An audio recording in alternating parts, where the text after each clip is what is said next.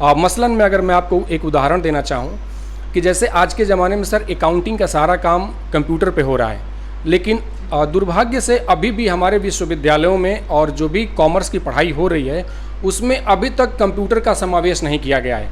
तो जनरली वो बच्चा पढ़ने के बाद जॉब में उसको प्रॉब्लम होती है।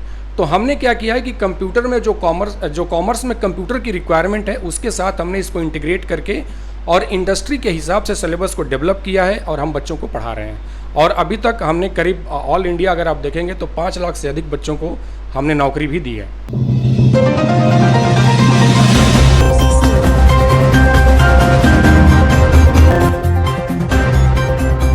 में कोचिंग का बहुत बड़ा योगदान होता चला जा रहा है और जो कॉलेजेस और स्कूलों में जो शिक्षा दी जाती थी उसके अलावा प्रैक्टिकल और टेक्निकल एजुकेशन के लिए बच्चों के लिए कोचिंग ज़रूरी हो गई है। इसलिए आप देखते होंगे कि बहुत ज़्यादा कोचिंग के इंस्टीट्यूट खुलते चले जा रहे हैं, मगर वो सब उसमें अधिकतर मऊ जैसी छोटी जगहों पे जो इंस्टीट्यूट हैं उनमें अधिकतर इंस्टीट्यूट ऐसे हैं कि उन्हें खुद कोचिंग की ज़रूरत है। ऐसे में हम आए हैं एक ऐसी जगह जो बेहतर कोचिंग की गारंटी देते हैं, यानी ICA institute of computer accounting इनका फुल फॉर्म होता है। इनके बारे में इनका दावा ये है कि कोलकाता की कंपनी है, NSDC से अप्रूव है और आप वोकेशनल जॉब क्रिएशन के लिए कोर्सेज के लिए ट्रेनिंग करते हैं। हम इस वक्त मौजूद हैं ICA के डायरेक्टर कौशल सिंह साहब के पास और इन्हीं से जानते हैं हम कि क्या क्या कोर्सेज आपके वहाँ चलते हैं। कौशल साहब कहीं और के रहने वाले हैं, हम जब इनसे बात करेंगे तो इनके बारे में पूरी डिटेल मालूम करेंगे। तो कौशल साहब, आपकी बात में आपका बहुत स्वागत है। Thank you. नमस्ते सर, थैंक यू। और मैं जानना ये चाहता हूँ कि मऊ जैसी छोटी जगह में आप कहाँ से आए और आपके मन में क्या? जी, मैं भीमपुरा से बिलोंग करता हूँ, जो कि बहुत नियर बाई डिस्ट्रिक्ट है। बलिया में भीमपुरा एक जगह है। यहाँ एजुकेशन आपकी कहाँ की? जी, मेरी एजुकेशन प्राइमरीली तो इलाहाबाद विश्वविद्यालय से मैंने किया। फिर मैं एक IFIM जो टॉप क्लास का मैनेजमेंट इंस्टीट्यूट है वहाँ से मैंने MBA किया और बाकी मैंने एक सर्टिफिकेशन कोर्स के लिए यूनिवर्सिटी ऑफ कैलिफोर्निया से भी मैंने अपनी पढ़ाई करी है। जी, तो वहाँ पे हमने बेसिकली जो एक करियर काउंसलिंग का मैंने कोर्स पढ़ा। और सर विदेशों में जनरली क्या होता है कि वो बहुत पहले से अपने बच्चों को ट्रैक कर पाते हैं कि मेरे बच्चे का रुझान किधर है। तो मुझे वहाँ ये समझने का मौका मिला कि अगर हम अपने बच्चों की काबिलियत को परख के और जो भी उनकी ज़रूरतों के हिसाब से अगर हम उन्हें एक डायरेक्शन दें तो बच्चा जो है अपना वो अचीव कर सकता है। तो ये एक चीज़ हमें वहाँ पे नई सीखने को मिली। जी सर। तो अब यहाँ मऊ में इस प्लान को आपने शुरू किया कोचिंग का, तो जो ये कलकत्ता की कंपनी है जी, तो क्या इनसे आपका कैसे संबंध हुआ? जी, संबंध इस प्रकार हुआ कि मैं खुद इनके साथ पहले 2 सालों तक मैंने यहाँ पे जॉब किया था और जब मैं जॉब किया और देखा कि बहुत सारे बच्चों को अच्छी अच्छी नौकरियाँ मिल रही हैं, बहुत गरीब परिवार से आ रहे हैं, लेकिन तो जनरली क्या है सर, जो हमारी ट्रेडिशनल शिक्षा पद्धति है जैसे विश्वविद्यालय चल रहे हैं उनके करिकुलम बहुत पुराने हो चुके हैं, जबकि जो नई कंपनियां आ रही हैं, जो प्राइवेट सेक्टर के जॉब हैं, वो नए नए स्किल के ऊपर आधारित हैं। तो ICA क्या करता है कि बच्चों को वही चीज़ें सिखाता है जिसकी ज़रूरत आज की तारीख में कंपनी को है। तो कंपनी ऐसे रेडीमेड टैलेंट को हायर करना चाहती है। आज के ज़माने में चूँकि सर कॉस्ट कटिंग का ज़माना है तो कंपनियां बहुत ज़्यादा ट्रेनिंग पे पैसा खर्चा नहीं करना चाहती, उनको एक रेडीमेड एम्प्लॉय चाहिए जो आए और उनका काम संभाले। तो ICA बेसिकली बैंकिंग, फिनांस और अकाउंट्स के क्षेत्र में उस तरह के जॉब को प्रोवाइड करता है, उस तरह की कोर्सेज है। मसलन में अगर गारंटेड की कोर्स की बात करते हैं तो किस तरह का, कैसे आप इस बात की गारंटी दे रहे हैं कि जो कोर्सेज आप इनको बच्चों को पढ़ा रहे हैं तो उसमें जॉब मिलने की गारंटी है?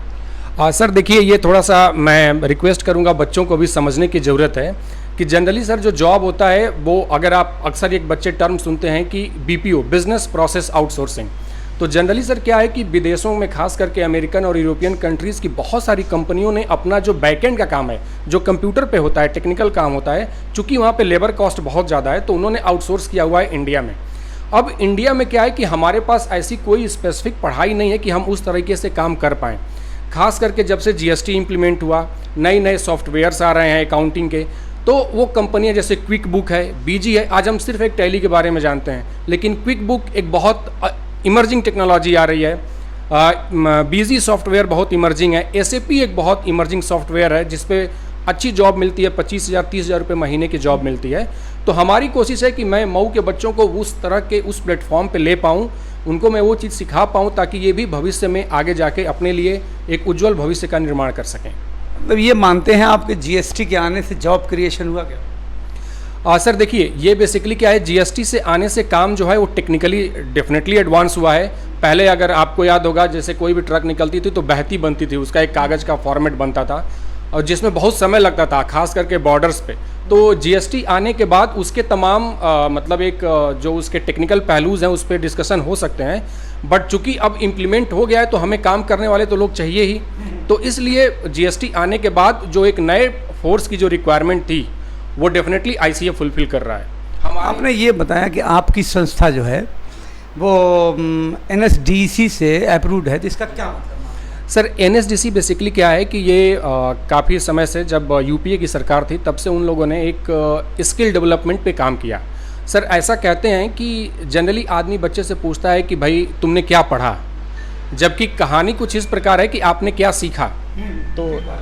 तो कहने का मतलब ये सर कि आपने जब क्या सीखा वाली बात आती है तो इसका मतलब आप अपने चीज़ों को इम्प्लीमेंट कर पा रहे हैं कि नहीं, धरातल पे करके दिखा रहे हैं कि नहीं। जैसे आज हम लोग इस लाइव सेशन को कर रहे हैं तो क्या जो ऑपरेशन है, जो भी हमारे जो कैमरामैन है जो रिकॉर्ड कर रहे हैं, क्या इनको डिफरेंट फंक्शंस ऑपरेट करने आ रहा है कि नहीं आ रहा है। तो स्किल, इसी को स्किल बोलते हैं। तो आईसीए जो एनएसडीसी है उसने बोला कि भाई आप स्किल पे काम करिए, लोगों को थ्योरेटिकल शिक्षा देने के बजाय उनको प्रैक्टिकल सिखाइए जिससे कि वो काम कर पाएँ।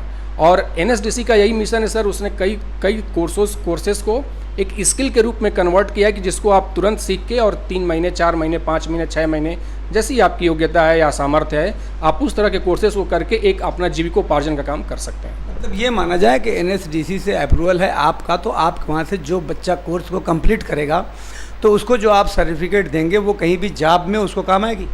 जी बिल्कुल। इनफैक्ट आईसीए का काफ़ी नाम है, जैसा कि मैंने आपसे कहा कि ऑलरेडी हमारे 5 लाख से अधिक बच्चे जॉब कर रहे हैं। तो अब तो कई जगहों पे ऐसा होता है कि आईसीए के ही लोग रिक्रूटमेंट करते हैं, मतलब इस पोजीशन में आए।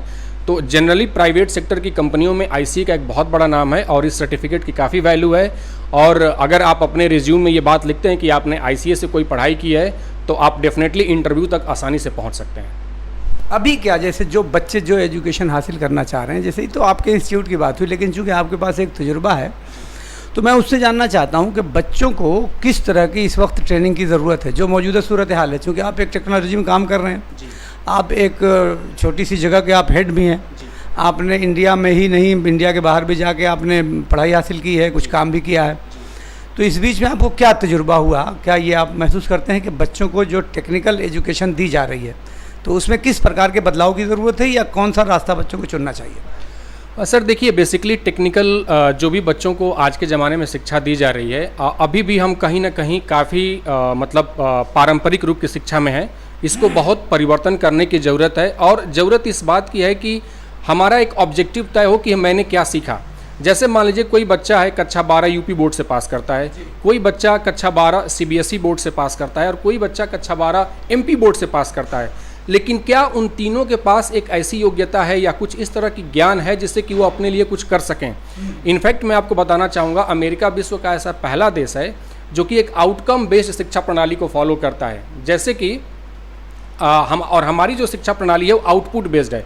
आउटपुट का मतलब ये होता है सर कि जैसे आप चूँकि खुद भी मऊ के विकास के एक निरंतर आप मतलब उसके सहयोगी रहे हैं, आपने उसको दिखाया है। जब आप एक हॉस्पिटल बनाते हैं तो आउटपुट होता है, लेकिन जब हॉस्पिटल में किसी मरीज का इलाज होता है तो वो उसका आउटकम होता है। मतलब मैं एक फ़र्क समझाने की कोशिश कर रहा हूँ। तो उसी प्रकार से क्या है कि शिक्षा से ठीक है, डिग्री आपको जो मिली वो आउटपुट हो गई, लेकिन उस डिग्री के बल पे आप एक अच्छा काम करें, सोसाइटी को नया डायरेक्शन दें, वो आपका आउटकम होता है। जैसे आप पिछले इतने वर्षों से मऊ को एक नया दिशा देने का काम कर रहे हैं, उसी प्रकार से हमारी शिक्षा को एक बच्चों के अंदर कौशलपूर्ण रूप से अपने काम को करने की क्षमता को विकसित करने की बहुत ज़रूरत है, और जो हम आईसीए के माध्यम से यही कर रहे हैं। नहीं तो जो बच्चों की फ़ीस और उसकी क्या प्रणाली है, क्या क्या सब्जेक्ट हैं, तो वो सब जरा जी, चूँकि ये सारा चीज़ सेल्फ फिनांस्ड है तो हमारे यहाँ जो फीस है वो जनरली 5000 से लेके और 75,000 तक के रेंज के कोर्सेज़ हैं। बच्चा अपने इच्छा और अपनी सामर्थ्य के हिसाब से चूज़ कर सकता है। हम हर किसी को भी जो हमारे यहाँ नहीं भी पढ़ता है, अगर वो हमारे पास जॉब के लिए आता है तो हम उसको एक माकूल जवाब मतलब एक जॉब देने की ज़रूर कोशिश करते हैं।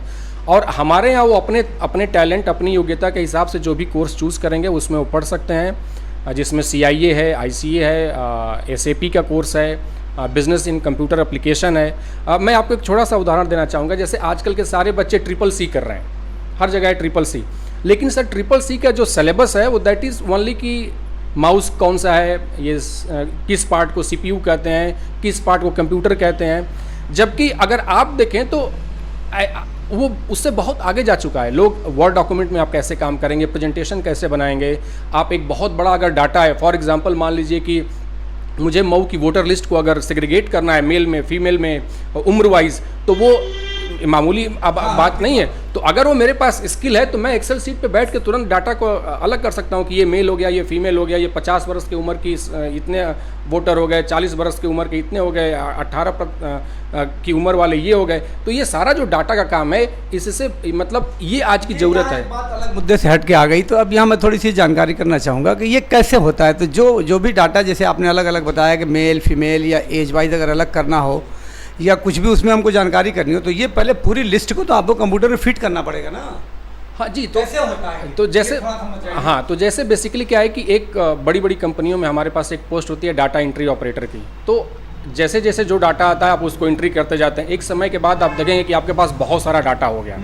तो उस डाटा को एनालाइज करने के लिए जो हम लोग एक टूल यूज़ करते हैं उसको हम लोग कंप्यूटर की लैंग्वेज में माइक्रोसॉफ्ट एक्सेल कहते हैं।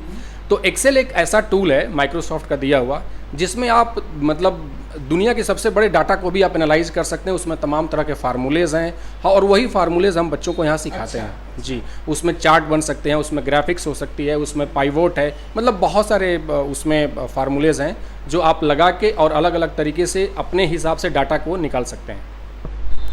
ये कौशल सिंह से हम जैसे आप जा रहा है, तो इसको अगर हम कॉलेजेस तक अगर पहुंचाना चाहें, जैसे मान ली कोई तालीमुद्दीन निस्मा डिग्री कॉलेज है या इस तरह के बहुत सारे कॉलेजेस हैं, DAV इंटर कॉलेज है, तो वहाँ आप बच्चों को जाके किस तरह की सुविधाएं प्रदान कर सकते हैं? तो जी इनफैक्ट इसमें हमारी एक कोशिश भी रही है। मैंने जैसे आपने तालीमुद्दीन का नाम लिया तो मैंने वहाँ भी अप्रोच किया हुआ था। तो हमारी कोशिश होती है कि हम मैनेजमेंट से बात करें, और मैनेजमेंट अभी जैसे क्या है, चूँकि वो किसी विश्वविद्यालय से संबंध है तो उस विश्वविद्यालय की शिक्षा वो प्रदान कर रहे हैं। चूँकि वो शिक्षा थोड़ी पुरानी हो चुकी है, और इनफैक्ट सर मुझे आपको बताना चाहूँगा कि करीब करीब 700 ऐसी बच्चियाँ थी जब मैं वहाँ पे था, जो सिर्फ इसलिए स्कॉलरशिप क्लेम नहीं कर पा रही थी कि उनके पास एक वैलिड ईमेल आईडी नहीं थी, जिसकी वजह से वो ऑनलाइन रजिस्ट्रेशन नहीं कर पा रही थी। तो जैसे मेरा ये अप्रोच था कि अगर हमें विद्यालय मौका देता है तो मैं खुद इन हाउस जाके उनके विद्यालय में एक निश्चित समय पे मेरा ट्रेनर, मेरा इंस्टीट्यूट से टीचर जाएगा और उनको वो चीज़ वहीं पे सिखाएगा।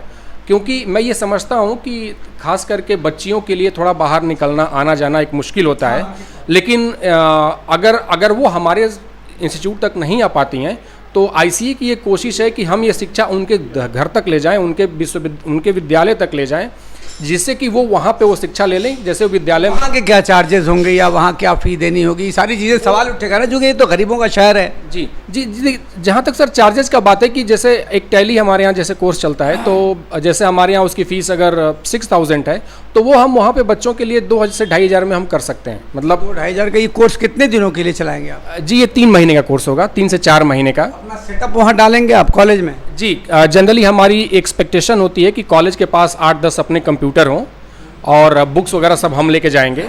ज़रूरत पड़ती है तो हमारे पास कुछ एक्स्ट्रा लैपटॉप्स वगैरह पड़े होते हैं जो हम ले जाके बच्चों में डिस्ट्रीब्यूट करते हैं। तो एक चूँकि एक टेम्परेरी अरेंजमेंट होता है, तो खास करके अगर उनके पास कुछ कंप्यूटर के सेटअप हैं तो थोड़ा हमारे लिए करना आसान हो जाता है। ये कौशल सिंह से हम बात कर रहे थे, जो कि डायरेक्टर हैं ICA के।